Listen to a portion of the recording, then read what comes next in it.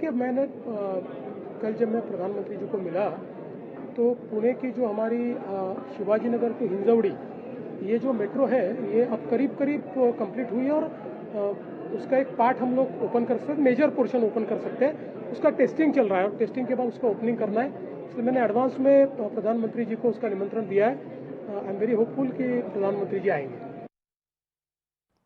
भ्रष्टाचारी नवऱ्याला वाचवण्याकरता बाई भाजपमध्ये गेल्यात। भ्रष्टाचारी नेत्याची बायको राहुल गांधींवर बोलते। काँग्रेसचे नेते विजय वडेट्टीवारांची चित्रा वाघ यांच्यावर टीका आहे। विजय वडेट्टीवारांनी माझ्यावर कौटुंबिक चिखलफेक केली, स्वतःचं वैचारिक दारिद्र्य दाखवू नका असा पलटवार चित्रा वाघ यांनी केलाय। एक राज्यातील भ्रष्टाचार नवऱ्याला वाचवण्यासाठी भाजपमध्ये गेलेली बाई वेंदळी बाई ती मात्र गांधीवर आरोप करते आहे। जिथे म्हणजे सूर्याकडे थुंकून बघण्याचा प्रयत्न आहे, तिच्या तोंडावरच हा सगळी थुंकी पडणार आहे। म्हणून अशा प्रकारची गांधी घराण्यावर आरोप करणं, कुटुंबावर आरोप करणं, विरोधकावर आरोप करणं, प्राईम मिनिस्टरचे जे आरोप आहे हे हास्यास्पद आहे। देशाने याला पुन्हा लोकांना रस्त्यावर उतरण्यासाठी प्राईम मिनिस्टर मजबूर करतायत काय असे वक्तव्य करून अशा प्रकारचं वातावरण देशभरात आहे।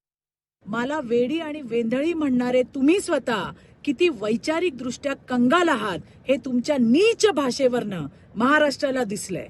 दुसरी गोष्ट, माझ्या नवऱ्याबद्दल भ्रष्टाचाराचे आरोप करताना तुम्ही तुमचा तोल पूर्णपणे गमावलाय। ज्या न्यायालयावर या देशाचा विश्वास आहे त्या न्यायालयाने माझ्या पतीला निर्दोष मुक्त केलंय। न्याय व्यवस्थेचा निर्णय मानण्याची तरी अक्कल तुमच्यात आहे का की सोनिया गांधीची चाटुगिरी करताना तुम्हाला देशाच्या न्यायालयाचाही विसर पडलाय। सोनिया गांधींना वंदे मातरमचं पुस्तक मी पाठवलंय, आता तुम्हालाही भारतीय संविधानाची आणि न्यायालयाच्या निर्णयाची एक प्रत मी ते पाठवते, ती नीट वाचा आणि मगच तुमचं थोबाड त्या ठिकाणी उघडा। पृथ्वीराज चव्हाण मुख्यमंत्री असताना शिंदे काँग्रेसमध्ये येण्यास तयार होते, हुसेन दलवाई यांचा दावा आहे। तर मोठ्या नेत्यांच्या लेवलवर काही चर्चा झाली असेल, आमच्या समोर अशी चर्चा झाली नाही असं यावर नाना पटोले म्हणतायत। तर खोटे भ्रम स्टंट करणारी ही वक्तव्य आहेत असं म्हणत आशिष जयस्वाल यांनी या सगळ्या वक्तव्यांचा समाचार घेतलाय। पृथ्वीराज चौहान जी ने जो कहा उसमें कोई गलती नहीं। इतना ही नहीं, पृथ्वीराज चौहान साहब जब चीफ मिनिस्टर थे तो एकनाथ शिंदे साहब भी कांग्रेस में आने के लिए तैयार थे। वो बोले कि मुझे अगर लेंगे तो पूरा ठाणे डिस्ट्रिक्ट और पालघर मैं आपके साथ लाऊंगा, वहाँ की सारी कॉरपोरेशंस लाऊंगा। ये सब बातें उन्होंने की थी, लेकिन हमारे कुछ लोगों ने उसको विरोध किया और इसीलिए आज सरकार उनकी बैठी है, नहीं तो ये सरकार काँग्रेस की होती।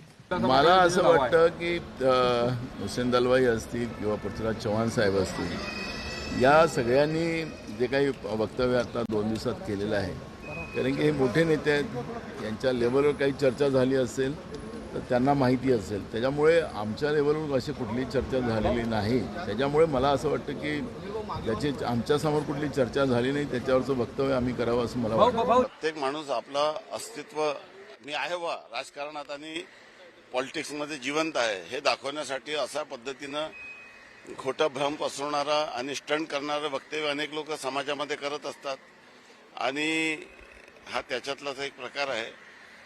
विनाकारण कोणत्याही माणसाची बदनामी करून स्वतःला लाईमलाईटमध्ये आणण्याचा हा प्रकार आहे आणि मला असं वाटतं की एका रिस्पॉन्सिबल राजकारण्यांनी अशा पद्धतीचं वक्तव्य करू नये आणि कोणाला मनात आलं तेव्हा कोणी काही बडबडते आणि त्याला विनाकारण वेड्याने महत्त्व देऊ नये।